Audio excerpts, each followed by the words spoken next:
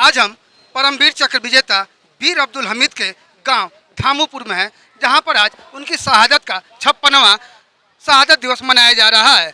बता दें कि 10 सितंबर 1965 को खेमकरन सेक्टर में अमेरिका निर्मित अजय समझे जाने वाले पैटर्न टैंकों को वीर अब्दुल हमीद ने अपनी एक साधारण गन से उड़ा दिया था, और उसके बाद वो शहीद हुए थे। और उनकी शहादत के बाद जो है उन्हें सेना का सर्वोच्च मेडल परमवीर चक्र से नवाजा गया था। आज उनके 56वें जन्म दिवस पर अनेकों कार्यक्रम हुए, और इस कार्यक्रम के तहत आज क्या हुआ, उनके पौत्र जो है जमील साहब हमारे साथ हैं। हम जानना चाहेंगे जी, पहले अपना परिचय दे दें।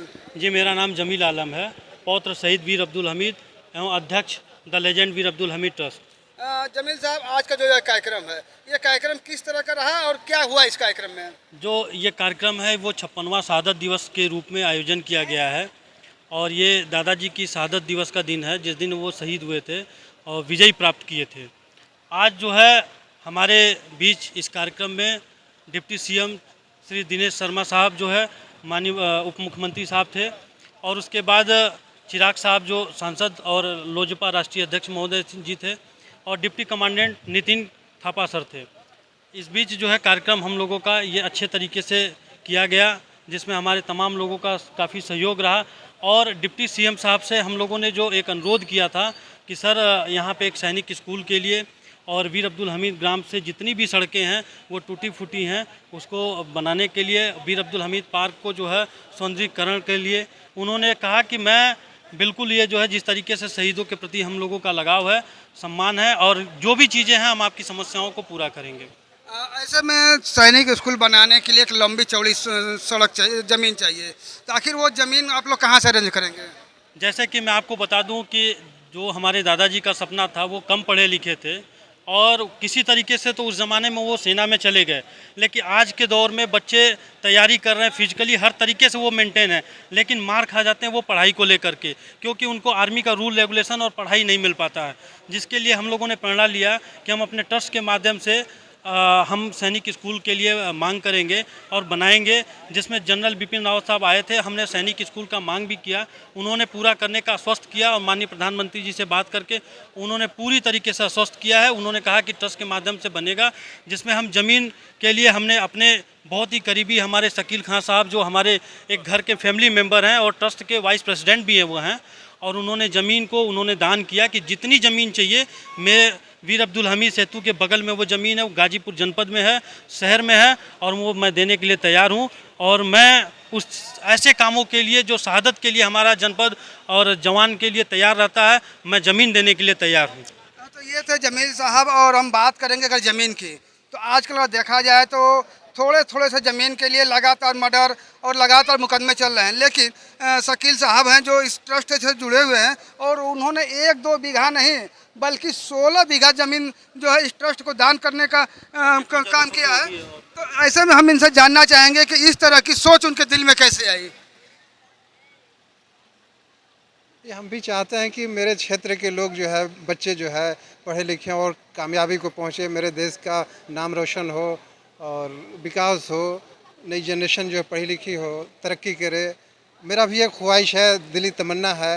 हम लोग तो नहीं पढ़े। शकील साहब, देखा जाए कि 16 बीघा ज़मीन, 16 बीघा ज़मीन का अगर कीमत जोड़ा जाए तो करोड़ों में होता है, और यहाँ जो है 1500 के लिए भी बहुत सारे मर्डर या बहुत सारी कुछ हो जाती है, लेकिन अपने करोड़ों रुपए एक शहीद के लिए दान कर दिया। किस तरह की खुशी हो रही है? बहुत मैं खुश हूँ, बहुत मैं खुश हूँ, अब बता नहीं सकता हूँ कितना मैं खुश हूँ। यानी आपने ये जो काम किया है, क्या अन्य लोगों से भी कहेंगे कि इस तरह शहीदों के लिए उन्हें भी आगे आना चाहिए?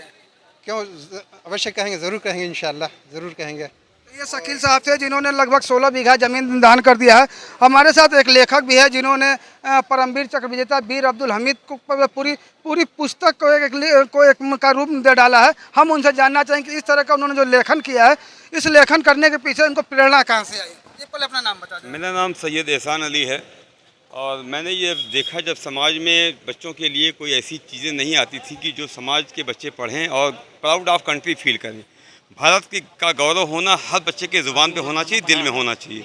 इसीलिए हमने बीड़ा उठाया कि जितने भी शहीद, जितने भी हमारे स्वतंत्रता संग्राम सेनानी हैं, उन पर कुछ ना कुछ लिखा जाए। तो सबसे पहले मेरी कलम चली है तो वो वीर अब्दुल हमीद पे चली है। वीर अब्दुल हमीद का इतिहास ऐसा इतिहास है कि वीर होरेसस ने जिस तरीके से रोम को बचाया था, उसी तरीके से अब्दुल हमीद ने अपने देश को बचाया है। 497 टैंकों का हमला मामूली हमला नहीं था, लेकिन जिस तरीके से जब उन्होंने ये प्रण कर लिया, अपने कमांडिंग अफसर के पास गए, रात में 1 बजे उन्होंने कहा कि सर मुझे पाकिस्तान की रेंज में जाने दीजिए। तो कमांडिंग अफसर फरहाद भट्टी साहब, जिनके लड़के एजुडेंट हैं राष्ट्रपति के, और फरहाद भट्टी साहब ने कहा नेवर अब्दुल हमीद तुम नहीं जाओगे, तुम जाओगे तो सिंगल फायर हमारे हो, हमारी टुकड़ी का क्या होगा। उन्होंने कहा कि नहीं सर, उन्होंने कहा कि अब तो अभी तुमने पुन्नू पुल तोड़ा है, तुम्हें तो और ओहदा मिलने वाला है। उन्होंने कहा सर अब मुझे ओहदा नहीं चाहिए, अब तो मेरा बस एक निशाना अपनी मद्रास और सिखलाई रेजिमेंट के कत्लेआम का बदला लेना और दुश्मन को बर्बाद कर देना। ये उनका एक स्लोगन आया था, एक नारा आया था। तब उन्होंने अपनी आंखें नीचे कर ली, और जब नीचे कर लिया तब उन्होंने समझ लिया अब्दुल हमीद ने, ये हमारे कमांडिंग अफसर की ना भी नहीं है और हाँ भी नहीं है। वो 2 फुट पीछे हटे, सलूट किया और पाकिस्तानी रेंज के अंदर सीधे चले गए और जाके वहाँ ज्वार बाजरे के खेत में अपनी आरसीएल को लगा दिया।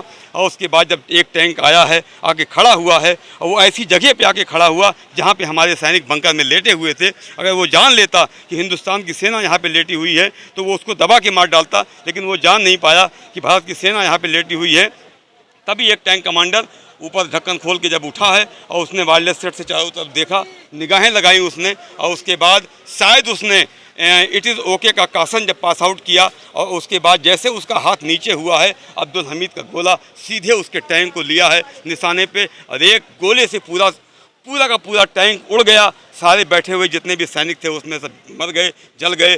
और ये थे वीर अब्दुल हमीद के जीवनी पर लिखने वाले लेखक साहब, जिन्होंने पूरी उस लड़ाई को वृत्तांत अपनी किताबों में लिखा है। और आज उन्होंने हमारे कैमरे पर भी बताया कि कैसे वीर अब्दुल हमीद ने अमेरिका का जो अजय समझे जाने वाला पैटर्न प्लेन था उसको तिनके की तरह उड़ा डाला था, और उसके बाद उन्होंने अपनी शहादत दिया था। और आज उसी शहादत का 56वां वर्ष है शहादत दिवस का, जिसमें आज उनके गांव में, उनके पैतृक गांव धामूपुर में अनेकों कार्यक्रम किए गए। और इस कार्यक्रम के माध्यम से यहाँ के युवाओं को संदेश देने का भी काम किया जाता है कि चाहे तुम जो भी करो, लेकिन देश के विपरीत ना जाओ।